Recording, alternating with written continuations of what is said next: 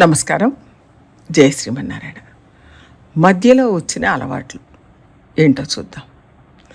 కాలానుగుణంగా వచ్చే కొన్ని అలవాట్లు బాగా లేవు, వాటిని మార్చుకోవాలి అని ఆధునిక భావాలు కలవాళ్ళు చెప్పొచ్చు.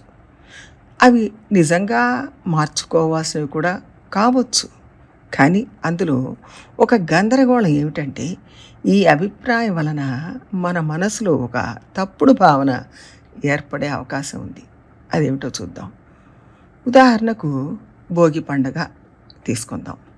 భోగి నాడు పాత వస్తువులన్నీ భోగి మంటల్లో వేసి కాలుస్తారు. వెంటనే కొందరు ఇది తప్పు, చుట్టూ పొగ అల్లుకుపోతుంది, దానివల్ల వాతావరణం కలుషితం అవుతుంది అని మాట్లాడేవాళ్ళు ఉన్నారు. వెంటనే దానికోసం ఒక ఉద్యమం, చట్టసభలో ఒక చట్టాన్ని తయారు చేయించడం, అమలుపరచడం, ఇవన్నీ చేయిస్తారు. ఇంతవరకు సరే. కానీ ఇక్కడ ప్రజలలో ఏ రకమైన అభిప్రాయం ఉంటుందంటే, అది మన మతానికి, హిందూ ధర్మానికి సంబంధించిన పండుగ. ఆ రోజు పాత వస్తువులన్నీ కాల్చడం అనేది ఒక ఆచారంగా వస్తోంది. ఇప్పుడు దీని మీద ఈ గొడవ చేసి చట్టం తీసుకురావడం వల్ల మన మతంలో తప్పుడు ఆచరణలు ఉన్నాయి కాబోలు అని సామాన్యులు అనుకుంటారు. సమాజ సేవకులం అనుకునేవాళ్ళు ఈ విషయాన్ని చేపట్టిన తర్వాత ఈ విషయంలో వాళ్ళు పోరాడి చట్టం తీసుకొచ్చారు కాబట్టి మన మతంలో దోషం ఉంది అని అనుకుంటారు. ఇక్కడే మనం తప్పుగా ఆలోచిస్తున్నాం. ఏ ధర్మంలో అయినా ఇంట్లో ఉన్నవన్నీ వేసి కాల్చమని ఎవరు చెప్పలేదు. ప్రాచీన కాలంలో కూడా అలా చేయలేదు. ఇది మధ్యకాలంలో ఎప్పుడో వచ్చిన అలవాటు.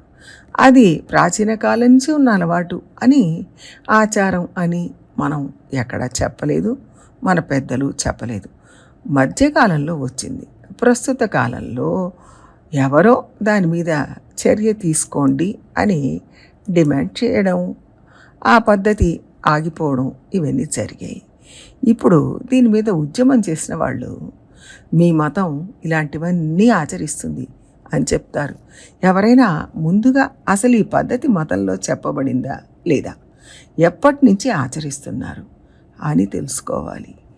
ఆ తర్వాత చెప్పాలి. కానీ అలా చెప్పరు. వాళ్ళకు తోచిందే చెప్తారు. అలా వాళ్ళు మాట్లాడడానికి మనం అవకాశం కూడా ఇచ్చాం. మనం హిందూ ధర్మంలో ఇలాంటి పనికిరాని అలవాట్లు చాలా ఉన్నాయి అని మనకు మనమే అనుకుంటున్నాం. ఇప్పుడు చూడండి, మేం కాబట్టి ఈ సమస్యను కనిపెట్టి దానికో పరిష్కారం తీసుకొచ్చాం అని వాళ్ళు చెప్తారు. ఇలాంటి విషయాలు విన్నప్పుడు మనం ఏం చేయాలంటే, గుడ్డిగా వాళ్ళు చెప్పే మాటలు నమ్మకుండా నిజంగా మన శాస్త్రం ఇలా చెప్పిందా అని ఆలోచించాలి. దానికి సంబంధించిన పుస్తకాలు తీసి చూడాలి.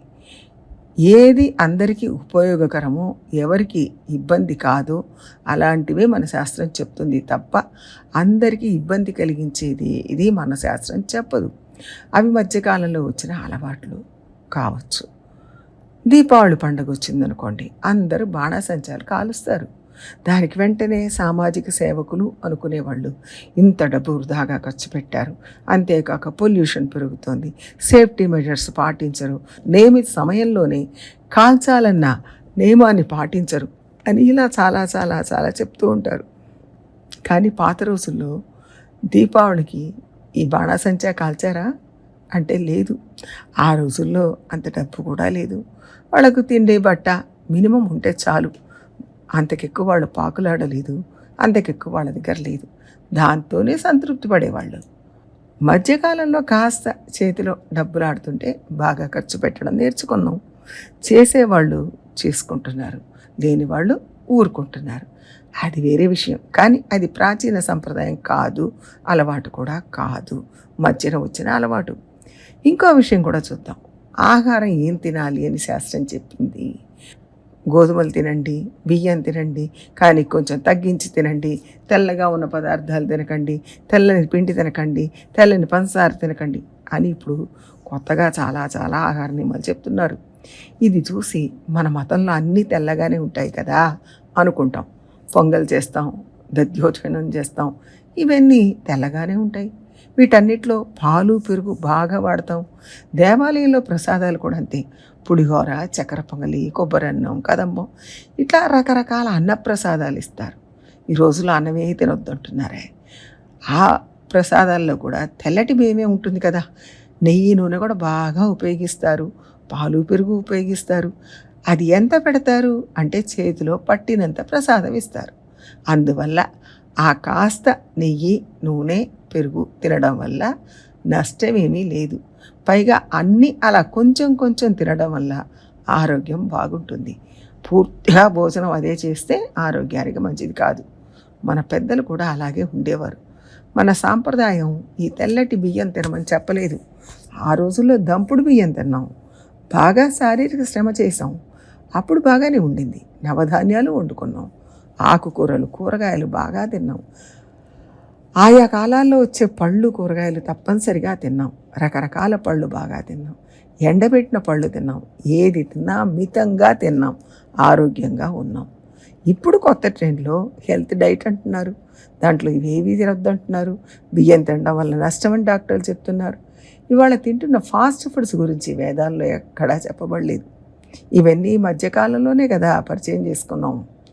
ఫాస్ట్ ఫుడ్స్ వచ్చినంత వేగంగా మళ్ళీ వెళ్ళిపోతూనే ఉంది.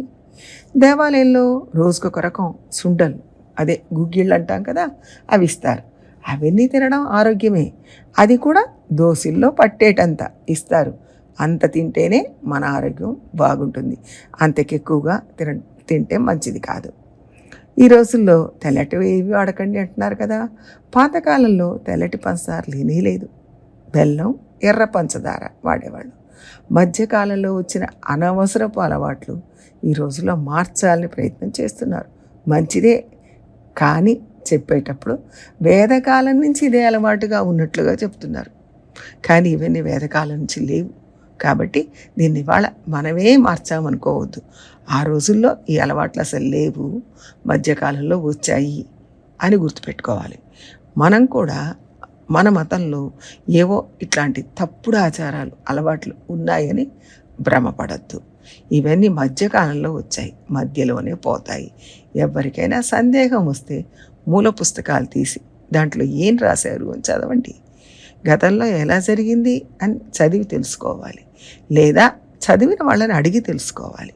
తెలియకుండా మాట్లాడొద్దు. శాస్త్రంలో ఉన్న విశ్వాసం మారకుండా ఉండాలి.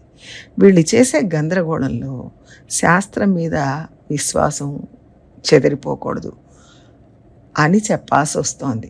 మంచినే గ్రహించండి, చెడును వదిలించుకోండి. తెలుసుకోండి. తెలుసుకునే అవకాశం లేనప్పుడు తెలిసిన వాళ్ళని అడిగి తెలుసుకోండి. గ్రంథాలు చదివి తెలుసుకోండి. ఆ అవకాశం లేనప్పుడు తెలిసిన వాళ్ళని, గ్రంథాలు చదివిన వాళ్ళని అడిగి తెలుసుకోండి. జై శ్రీమన్నారాయణ.